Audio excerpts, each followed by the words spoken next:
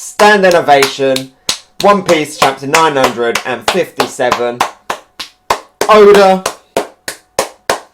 Standing ovation this week. 10 out of 10. Gold tier plus chapter this week. Even though this week it was basically just Sengoku and... oh, what's his name? Brand New. Talking about the Rocks pirates. Talking about the Yonko to the audience. Even though it was just them basically monologuing. This chapter was brilliant. Like I said, we had information on the Rocks pirates. More information on the Yonko. The Yonko's bounties. We had so much to speculate on. We had answers given. We had new questions to think about and speculate about. We had hints about Wano. Hints about the endgame of One Piece. Fantastic chapter. Lore building chapter. Future speculation building chapter. It's going to be a long review. So let's get into this. And it starts off with Akainu talking to Fujitora via Den Mushi. And they're talking about the fact that the warlords... as we saw last week, which was also an amazing 10 out of 10 chapter, they're talking about the fact that the warlords, that system has been taken away. And we see Fujitora, he's out at sea, he's fighting Sea Kings, and he's bandaged up. So that's the first little question in this. Why is he bandaged up? Obviously it's not against the Sea King. Fujitora could knock out a Sea King super easy with his little finger. Knock that out. Low diff. So, biggest speculation, where was Fujitora before this?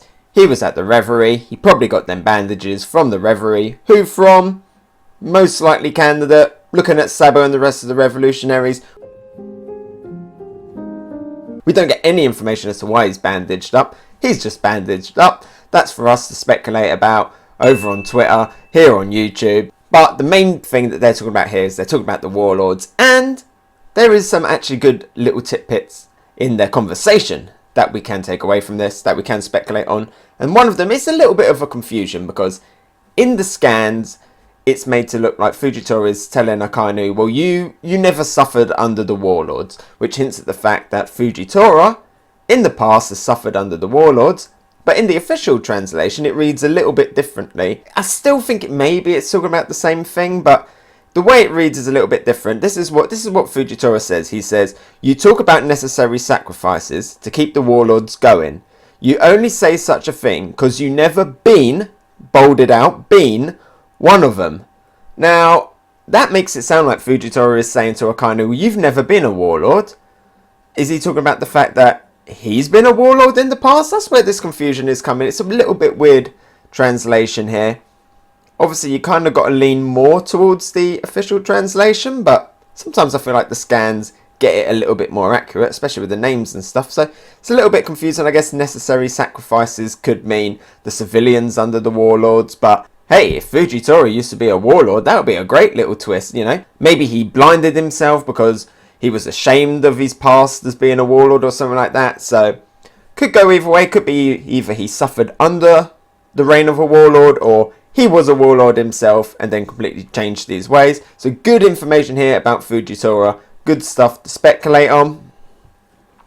But that's not even the main thing they're talking about here. Fujitora brings up the fact that replacing the warlords is Vegapunk's new invention, the SSG. We don't find out what the SSG is, but later on we see Sengoku, and Sengoku's talking about the SSG, and he brings up the fact that they're made by the Special Science Unit. So you can kind of think that SS in SSG is Special Science. The G is open for speculation. When I first read SSG, straight away my mind was thinking, oh, Vegapunk, he's invented a portal to open up the ultimate manga crossover, Super Saiyan God. Super Saiyan Goku, no, SSG, Special Science, Giants? Maybe Giants? We know that Caesar and Vegapunk both been working on making artificial giants. Could it be that Vegapunk has finally cracked the code to making artificial giants? Could this be Special Science Giants? Could we actually get an Attack on Titan style, world stomping, giants coming in marine uniforms?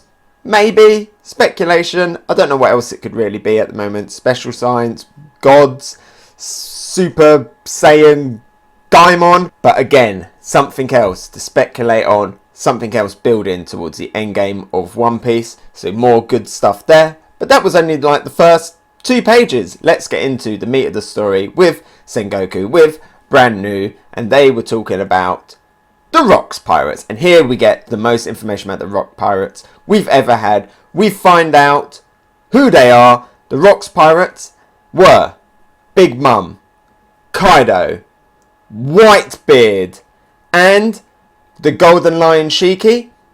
Captain John, we have met in the past. He was a zombie in Moria's crew, so we saw his dead body, but he's also the pirate whose treasure Buggy is going after. So Captain John is a name that's been thrown around a little bit, but we also have Silver Axe, who we don't know who that is yet, and someone called Wang Zai, slightly different name in the scans, but official translation is Wang Zai. All sound like big hitters, at least when Sengoku's talking about them. These last few, he's talking about them as if they're big hitters, but definitely Big Mom, Kaido, Whitebeard. 3 of the past, Yonko, right there. Shiki, we know that he was going up against Roger in the past, another big name.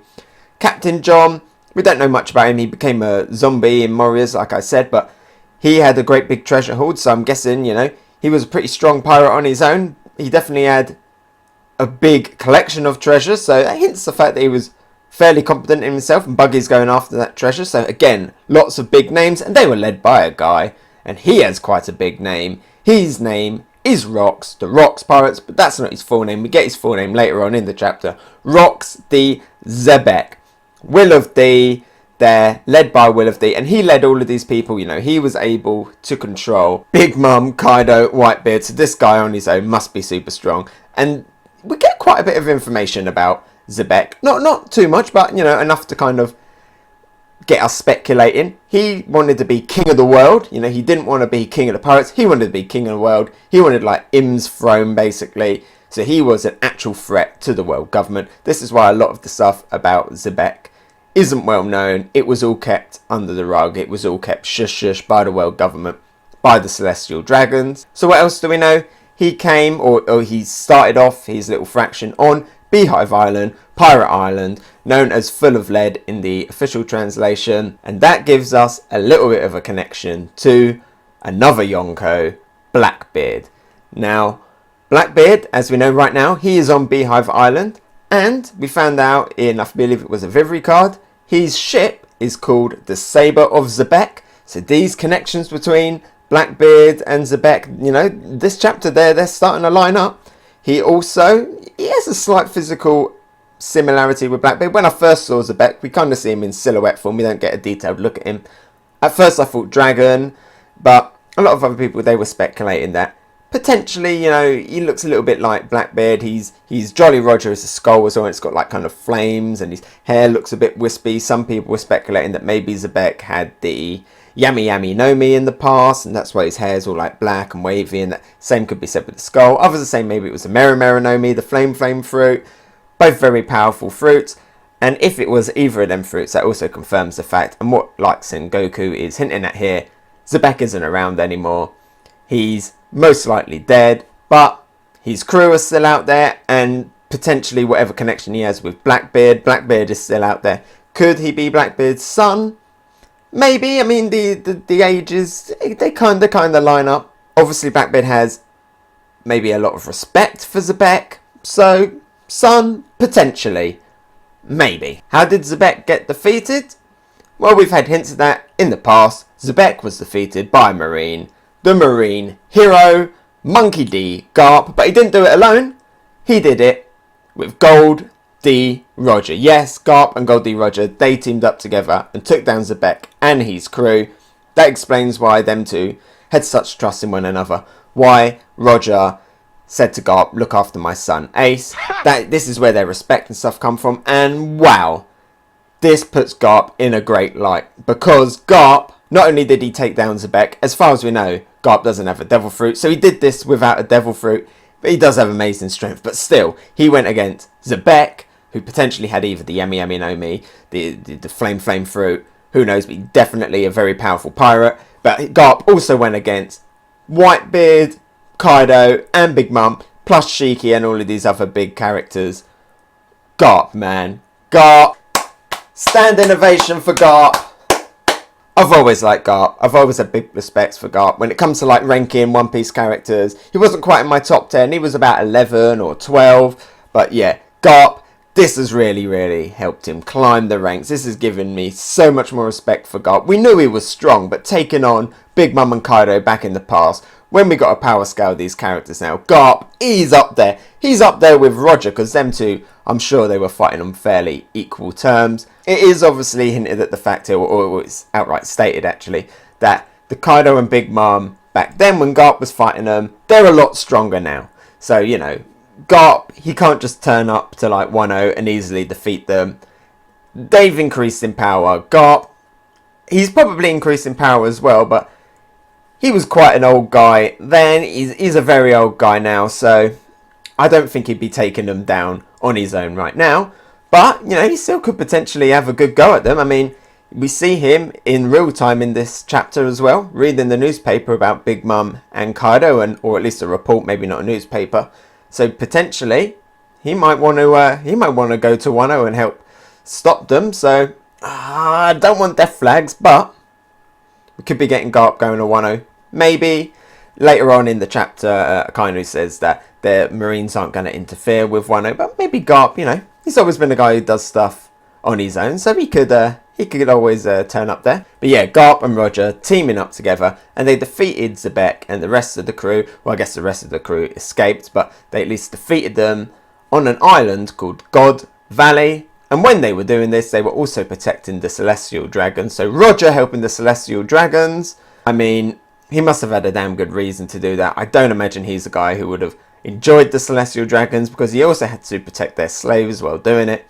He must have had a lot of faith in Garp, and must have really hated what Xebec was doing. Xebec is basically described as a terrorist back then.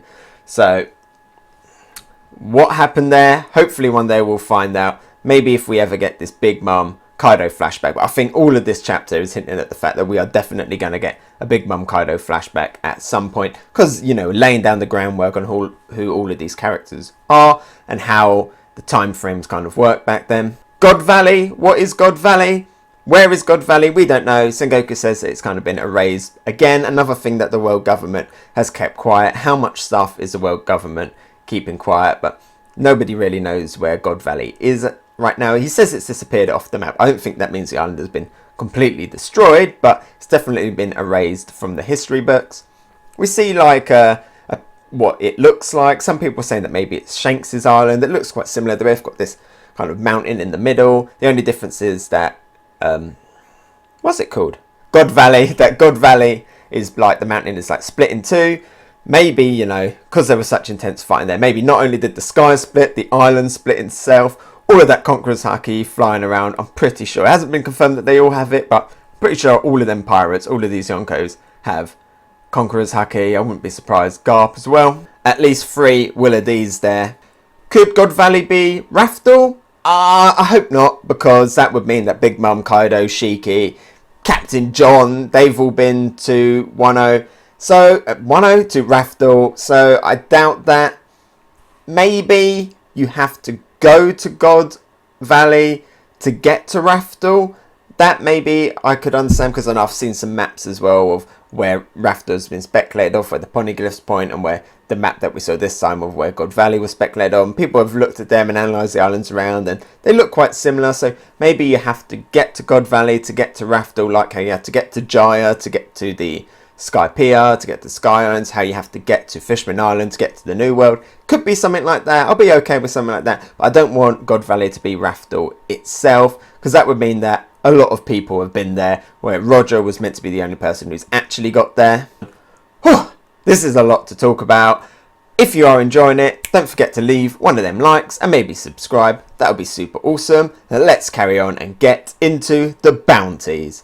Now I'm going to round these down because I'm not good at reading off big numbers, and as you might notice, I keep glancing at my notes because there is so much to remember, so I'm going to be glancing over at my notes for a little bit for this. But let's talk about the bounties. The first bounty, the bounty that we knew of the Yonko, is Blackbeard, and his was 2.2 billion berries. We knew this, but when we look at some of these other bounties, it's a lot lower than I think it actually should be. I mean, I know he's the newest of the Yonko, but when you look at the stuff that Blackbeard has done and the threat he poses, you think it'd be higher. But let's talk about the next one. The next one is also surprising, a lot lower than I thought it was going to be. Shanks at almost double Blackbeard's, 4 billion berry bounties. To be honest, I thought Shanks would have the highest of the Yonko, but he doesn't. I guess maybe because he's more of a good guy, or at least we think that he's more of a good guy.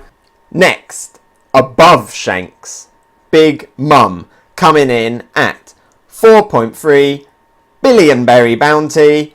Big Mum, lot of respect for Big Mum. Big bounty for Big Mum.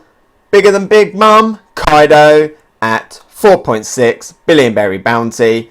Not surprising, the guy wants to start a war. Considering the fact though that Shanks held off Kaido when it came to Marineford, you know, again making Shanks' bounty look out of place, I would say. But that's not all. We've known another Yonko in the show. That was Whitebeard. We get Whitebeard's bounty as well. Whitebeard's bounty, 5 billion berry bounty, but not as amazing as Gol D Roger's bounty, which we also finally get this week. Printed as Gol D Roger because obviously the government, another thing they kept, his actual name, his bounty, 5.5 billion berry bounty. Boof! Amazing. Great big bounty. It's stated as the biggest bounty of any pirate. No pirate has beaten that bounty. But if Big Mom and Kaido team up, you know, their combined bounties together are definitely going to exceed that and be quite the serious threat. That is why them two teaming up are quite the serious threat. So if Luffy is able to take them down, Luffy's going to look really, really good. Wow. Gol D Roger's bounty. I mean, maybe I thought it was going to be a little bit higher, but it's still, when you look at the rest of these characters, it is still the biggest bounty. Only character I think that could have a bigger bounty than Roger is maybe Dragon, because he is not a pirate, he is a revolutionary, and they say that this is the biggest pirate bounty, so potentially Dragon could still have the biggest bounty, the most wanted man. Maybe even Sabo now, after whatever he did at the Reverie. Who gets these bounties? I mean, didn't Garp get the credit for taking in Roger, even though Roger surrendered himself? I mean, is Garp a billionaire? If you look at all of these characters that Garp has taken down in the past, Kaido, Big Mom, Don Jinjao and stuff, is Garp absolutely loaded? What's going on? And Roger's bounty, I think this sets up the endgame for Luffy. We're in the endgame now. We now have a target on where Luffy's bounty should end up. Endgame now. Because Luffy wants to be the king of the pirates, I'm sure at the end of this series, Luffy is going to end up with a bounty that surpasses the Pirate King. So 5.5 billion berry bounties. A lot of people speculating 5.6 because 5 and 6 kind of translates to Gamu, like Gamu Gamu no. So there you go. There is our kind of Luffy style endgame. But I don't think this is the only endgame that we can take from this. I think we can kind of look at this and kind of do like a Naruto style thing where, you know how Sasuke and Naruto, they were like a full circle with the Otsuki clan and stuff. I think we can look at this chapter and start to piece together some endgame pieces. Maybe we've got Luffy and Roger. We've got Garp and Kobe. Could we get at the end Blackbeard versus Luffy and Kobe, mirroring Xebec versus Roger and Garp? Is this the endgame that we're going to get? What I absolutely do not want is for the Xebec to come back and be like a kind of a Madara style figure. I'd much rather it just be Blackbeard. If Xebec's dead, keep him dead. I don't want him coming back. I do not want that Madara style situation. But I think the hints are now pointing at the fact, we're seeing Kobe climb up the ranks. We're seeing Luffy climb up the ranks. I always used to think kind of Smoker was more of the Garp to Luffy. But I think it's more likely going to be Kobe. That full circle, it started with Luffy and Kobe. It will end with Luffy and Kobe. Most likely facing down Blackbeard, who is like the new Xebec. So I think we got a clear idea as kind of how, or at least near the end of One Piece is going to go. One Piece is definitely now, it's definitely funneling, pointing towards that end game. What does this mean for the story going forward? I mean, we still got to go through Wano. Are we ever going to get Elbaf? Who knows? We got now this new island, God Valley. How's that going to play into the story? Do you have to go there to get to Raftel? Lots of end game stuff from this chapter. This is why this chapter is so good. Also, I didn't even mention the fact that we get some speculation about Kazuki Oden. Shakazuki knows about Kazuki Oden. Sengoku knows about Oden. And they're all talking about the fact that why are all of these big names always so connected to Oden and to Wano. We also find out that Redhead Shanks had a lot of respect for Oden as well. And of course Ace did as well, which would connect to like Whitebeard and stuff. So lots of eyes on Wano and on Oden. Don't even know if we're going to get back to Wano next week because Act 3 didn't even end here. So we could still get even more mind-blowing information in the next chapter next week. Great stuff. Like I said, 10 out of 10. Gold plus, easy chapter. I mean, this chapter even makes last chapter down a little notch because this one was so good. So much to speculate on. One Piece is absolutely on fire right now. I started it off with a standing ovation to Oda. I'm going to end it. I'm going to end it with a standing ovation to Oda.